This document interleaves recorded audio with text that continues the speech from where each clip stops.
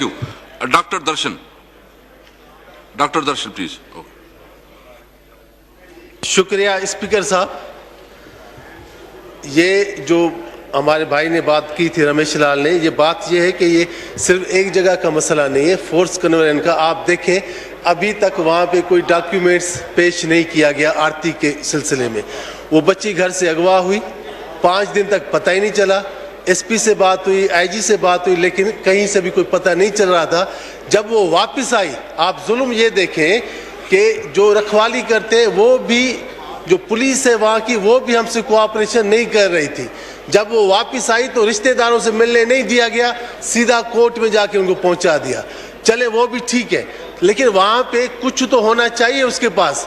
کوئی اگر خوشی سے مسلم ہوتا ہے ہمیں کوئی اعتراض نہیں ہے, لیکن زبردستی تو نہیں ہونا چاہیے. ان کے پاس کوئی ڈاکیومنٹس نہیں تھا, کوئی بات نہیں تھی.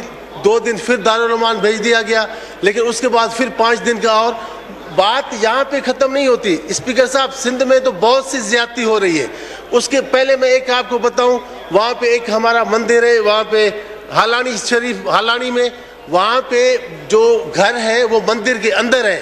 وہاں پہ ایک چوکی لگی ہوئی ہے, اور چوکی کا ایک سپاہی وہاں سے ایک لڑکی کو لے کے جاتا ہے. وہ کہتے ہیں کہ یہ تو خوشی سے مسلمان ہوگی. جب چوکیدار چوری کرے گا تو رکھوالی کون کرے گا؟ بات یہ بھی نہیں ہے. مرڈر بھی ہو رہے ہیں وہاں پہ. وہاں پہ ہمارے ہاں روڑی کے قریب علاقہ سالے پٹ کے نزدیک وہاں پہ ایک صحافی تھا اجے لالوانی, ان کا بھی مرڈر ہو گیا. وہاں پہ بہت سے احتجاج ہوئے, لیکن کہیں پہ بھی کچھ نہیں ہو رہا.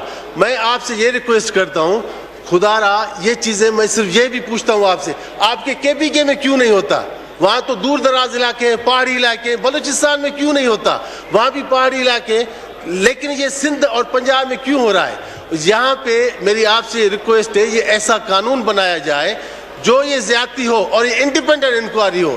جو زیادتی ہو, جو بھی کرے, اس کے ساتھ جو ایسا سلوک کیا جائے, کیونکہ یہ تو ملک کی بدنامی ہے. آپ دیکھیں ایک چھوٹا سا ایشو کھڑا ہو جاتا ہے تو وہاں سے یہ باتیں آ جاتی ہیں. جتنی ہم محنت کرتے ہیں, جتنے پاکستان کے لوگ محبت پاکستان سے کرتے ہیں, سب کی چیزیں پھر خراب ہو جاتی ہیں. تو میری آپ سے ریکویسٹ ہے کہ ملک کو خدا بدنام ہونے سے بچائیں, اور ہمیں کوئی ایسا اس کا لاہ عمل یا اس کا ایسا قانون بنایا جائے تاکہ یہ چیزیں ختم ہو. شکریہ. جی نوید جیوا صاحب. نوید جیوا. نوید جیوا.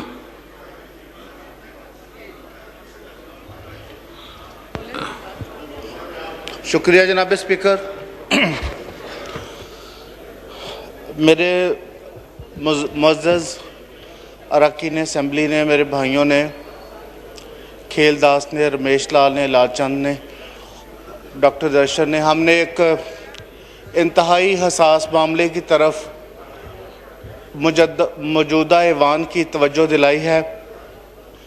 جناب اسپیکر, یہ وہ ایک حساس معاملہ ہے جو سالوں سے پاکستان کی مذہبی اقلیتیں سندھ سے, پنجاب سے, دوسرے صوبوں سے اس پہ اپنا موقف اس ایوان میں دیتی رہی ہیں. جناب اسپیکر, اس میں 2-3 ایشوز ہیں. جب اس طرح کے واقعات ہوتے ہیں تو جب واقعہ ہوتا ہے, پہلی جو غیر ذمہ داری کا رویہ ہے وہ تو مقامی پولیس کرتی ہے. جب والدین جاتے ہیں اور تھانے میں یہ درخواست دیتے ہیں کہ ہماری بچی اس طرح سے اغوا ہو گئی ہے اور یہ رپورٹ درج کی جائے, تو جناب اسپیکر کئی دن تک وہ رپورٹ درج نہیں ہوتی ہے. یہ سب سے, اور وہ شاید مقامی جو پولیس اسٹیشن ہے وہ کسی با اثر فرد کی جو ہے اپروچ میں آ جاتا ہے, پولیٹیکل انفلوئنس ہو جاتا ہے. تو جناب اسپیکر, جو متاثرہ خاندان ہے اس کو حق اور انصاف ملنے میں یہ رکاوٹ ملتی ہے. پہلی رکاوٹ یہ ہے. دوسرا جناب اسپیکر, جب شادی کے لیے ایجز کے حوالے سے جو بات ہے, تو میں موجودہ ایوان کی اس طرف توجہ مبذول کروانا چاہوں گا کہ سندھ میں جو ویڈنگ ایج ہے وہ 18 سال ہے, پنجاب میں 16 سال ہے, کے پی کے اور بلوچستان میں شاید 14 سال ہے. تو میری یہ گزارش ہوگی کہ یہ ایوان قومی اسمبلی کا ایوان چاروں صوبوں کا، تمام اقلیتوں کا، تمام عقائد کا، تمام مسلکوں کا موجودہ ایوان ہے. میں یہ سمجھتا ہوں کہ جس طریقے سے شناختی کارڈ بنانے کے لیے اور ایک ڈرائیونگ لائسنس کے لیے، آپ کو پاسپورٹ بنانے کے لیے اور رائٹ آف ووٹ کے لیے ایک 18 سال کی ایج ہے، موجودہ ایوان کو اس جو ویڈنگ ایج ہے چاروں صوبوں میں ایک جیسی ہونی چاہیے، اور اس پہ قانون سازی کرنا ہمارے تمام سیاسی جماعتوں کا، تمام پارلیمنٹیرینز کا کام ہے. جناب speaker Jamshed Thomas please. Jamshed Thomas please. جی thank you very much mister speaker. میں سب سے پہلے آپ کو خراج تحسین پیش کرتا ہوں کہ فورس کنورژن پہ آپ نے پارلیمنٹیرینز پر مشتمل ایک کمیٹی بنائی، جس سے آپ کو جو ٹاسک دیا کہ آپ ہمیں سفارشات پیش کریں کہ how we can stop force conversion in Pakistan. تو اس کے لیے آپ تعریف کے اور ستائش کے قابل ہیں، تو میں آپ کو خراج تحسین پیش کرتا ہوں اس کے لیے. سیکنڈلی، آپ ہماری جو حکومت ہے اس کی سنجیدگی کا آپ اندازہ اسی سے لگا سکتے ہیں کہ جب بھی اس طرح کا کوئی واقعہ پاکستان میں ہوا ہے تو آپ نے بھی اس کا نوٹس لیا ہے اور پرائم منسٹر صاحب نے بھی اس کا نوٹس لیا ہے. تو میں آپ کا بہت شکریہ ادا کرتا ہوں کہ آپ نے ہمیشہ اس طرح کے جو واقعات رونما ہوتے ہیں پاکستان میں ان کو بڑا سیریسلی اور سنجیدگی کے ساتھ لیا ہے، اور آپ نے ہمیشہ اس کا نوٹس بھی لیا ہے. حوالے سے اسپیکر صاحب، میں آپ کے نوٹس میں ایک بات